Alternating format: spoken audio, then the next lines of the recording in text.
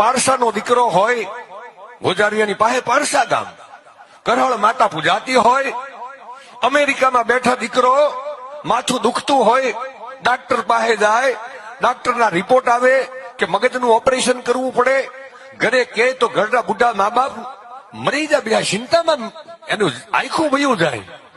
એ doctor કેતો કોઈક operation કરવું પડે, દીકરો નીંદર કરતો કરતો ચિંતામાં ને ચિંતામાં માને કેતો હોય કે માં, અમારા પારહા ગામના ગોંદરે જો કરહળ થઈ તું બેઠી હોય ને, દીકરાના રખવાળા કરવા વાળી જો હોય ને, તો મારા ઓપરેશન આવે તો ભલે આવે પણ મને બચાવી લેજે.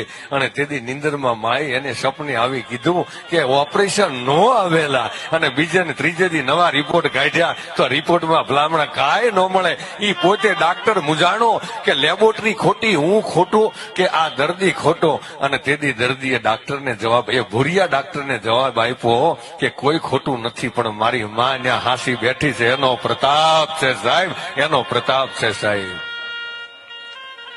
સાહેબ દેવો શું